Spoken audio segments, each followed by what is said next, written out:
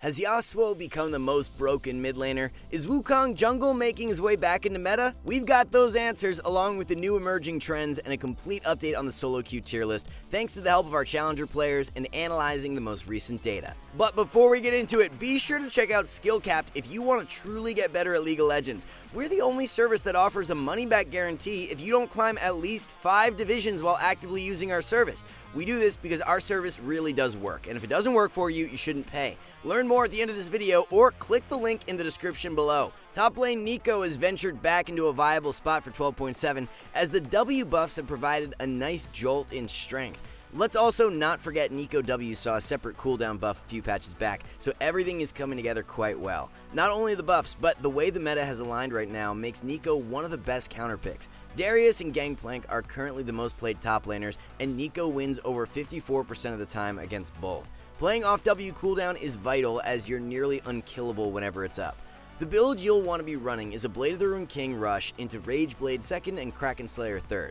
PTA is the most optimal keystone, and by running Resolve secondary with Bone Plating, it makes it that much more difficult for melee champs to kill you. Neeko will be placed in our A tier for 12.7. Another niche top lane pick who rises back up as a result of her 12.7 buffs is Lilia. A few months ago, Lilia had a nice run as one of the strongest top laners and is looking to make a statement once again. The Frozen Heart abuse is extremely underrated and gives Lilia so much power into many meta tops. You rush Frozen Heart followed by Riftmaker 2nd and become an extremely annoying AP bruiser. You also run Conqueror as the keystone to help complement the extended fight power this build provides. Lilia will be placed in S tier as one of the strongest top laners, so if you enjoy these underrated picks, look no further. Top lane tier list will feature Darius, Quinn, Garen, and Shen as the strongest carry options for 12.7. Gwen is one other notable who will be moving up one tier this patch, as the buffs she received have given her more power than expected. Pantheon top lane is another one of those sleeper picks right now, as his buffs have been very influential. With strong early game power, you can solo kill your lane opponent and then transition that lead very well due to the semi-global from ult. The Jace and Ryze nerfs have left both champions in near unplayable states for solo queue, so unless you like to make things hard on yourself, it's a good idea to stand clear. The top 3 low elo recommendations are Garen, Yorick, and Nasus. Shen, Fiora, and Darius are all great ban options. Jungle diversity has seen a nice spike for 12.7 as Wukong is back in meta for the first time in ages. E damage to monster buff was great, and the fact that you can now use W over walls has opened up so many more gank routes and escape paths for the monkey. Invade plays are now way less risky as you can hop over dragon or baron walls to escape after taking the enemy's camp.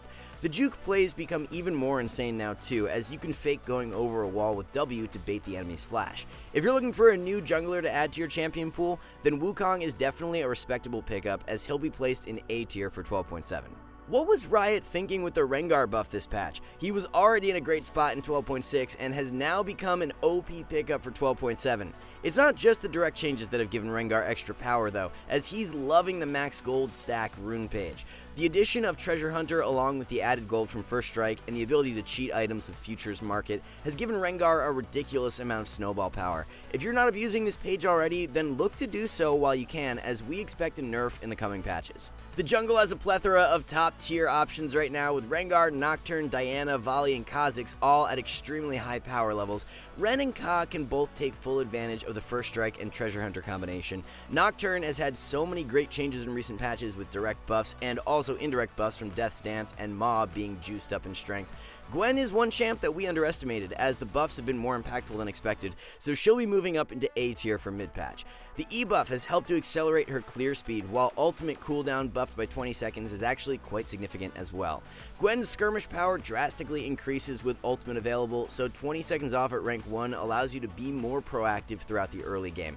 Top 3 low elo junglers for the patch include Rammus, Volibear, and Shyvana. Ka, Diana, and Rengar are a few of the more efficient ban options. The Rengar buffs were a little odd to see, but man, what about these Yasuo buffs? If you're a Yasuo main, then you're loving life right now, but for everyone else that has to play against him, good luck. Yaz ult was already on a pretty short cooldown already, but being reduced by another 10 seconds at rank 1 gives the enemy a much smaller window to punish you. Yasuo will rival Ahri as the best solo queue mid laner as he finds a spot in our OP tier for mid patch. Kassadin mains have had it a bit rough in recent patches, not due to any direct nerfs, but with how the meta has been shifting. There are so many AD mid laners in amazing spots right now, with Yasuo and Yone just buffed, Pantheon buffed, Uxin and Qiyana being top tier, so it really limits your ability to blind pick Kassadin. We had Cass in our S tier for most of Season 12, but it's been nothing but downhill over the past couple patches, so we'll be moving him into A for 12.7. In our pre-patch tier list, we mentioned how Ryze could very well be a sub 40% win rate champion this patch, and man is he ever close. The direct nerf to Q combined with the Winter's approach nerfs have pushed Ryze down to a 41% solo Q win rate. This has to be one of the lowest win rates for any champion we've ever seen in solo queue. Of course, win rates aren't everything, but when a champion has a low win rate and a low play rate, it's generally a good indication there are better choices out there. Ryze should honestly have his own tier right now, but will be placed in C for 12.7. A couple minor adjustments to the mid lane tier list for mid-patch as Yasuo joins Ahri in OP tier while Fizz and Veigar drop into S. Yas and Ahri are just a cut above the rest of the competition right now. Ahri is the complete opposite of Ryze when it comes down to statistics, as she holds an extremely high win rate combined with the highest play rate for 12.7.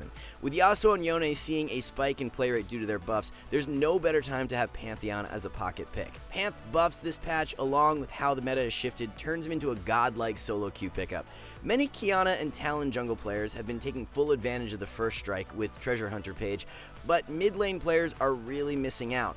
Only about 2% of Qiyana mids are running the page, but especially in melee matchups, you really should be abusing it. Our top 3 low elo picks for mid lane are Veigar, Malzahar, and Annie. Zed, Yasuo, and Ahri are highest on the ban list. The bot lane meta has aligned very much to our expectation for 12.7, with Lucian taking over as the lone OP pick. As mentioned in our pre-patch tier list, Lucian is a champion who can run both Kraken and Gale Force, so as a result of the Gale Force nerfs, Kraken has become a much more viable pickup. Especially in games where you're up against champs who will be building armor, Kraken is the clear-cut favorite now. You also don't want to be sleeping on Maw as a third pickup when against heavy AP comps. The Gale Force nerfs have made things pretty interesting for Jhin, as Koreans are favoring Eclipse in more games now. Eclipse is actually performing better stat-wise as well, so it's something to pay attention to moving forward. The core build leading to the most success for Jhin is Eclipse Rush into the Collector second and Fire Cannon third. Of course, you'll be looking to run Dark Harvest as the keystone when going for the lethality setup. All in all, some nice versatility now with Jhin builds, as running Eclipse into squishier comps will be great value. A good A-tier pick is where you'll find Jhin on the tier list. So for the complete ADC tier list, we have Lucian on top of everyone else, followed by a great amount of strong S-tier options. Although Jhin and Jinx continue to be played at high rates, we can't ignore the fact that they have become significantly weaker as of recent, which has pushed them into A tier. The likes of Samira, Twitch, and Xayah have shot up past Jhin and Jinx, but the majority of players have been slow to adapt. As a result of the Yasuo buffs, he's an amazing bot lane pickup when paired with any aggro support. Yasuo's main weakness when played bot is his first couple levels, so the added base health goes a long way in alleviating that. The Kalista buffs have been pretty underwhelming to say the least, and she'll continue to slot in as a B tier pick.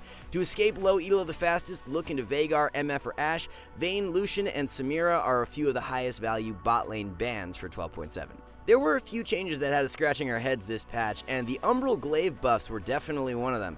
As if Senna wasn't already one of the strongest solo queue supports, she's now become even more OP. The craziest thing is that players who rush Umbral Glaive on Senna are winning 56% of the time. The build you need to be spamming is an Umbral Glaive into Eclipse second and Fire Cannon third. Drop the Kraken and Manamune builds and abuse the Umbral Glaive buffs while you can. If you're an Enchanter main, then you've got another patch to continue collecting free elo, as the Moonstone nerfs didn't move the needle in the slightest. Soraka, Sona, and Janna remain highly effective pickups, and there's no reason to drop them in 12.7. Raka is just pretty insane right now, as she's absolutely annihilating everyone on the statistics front.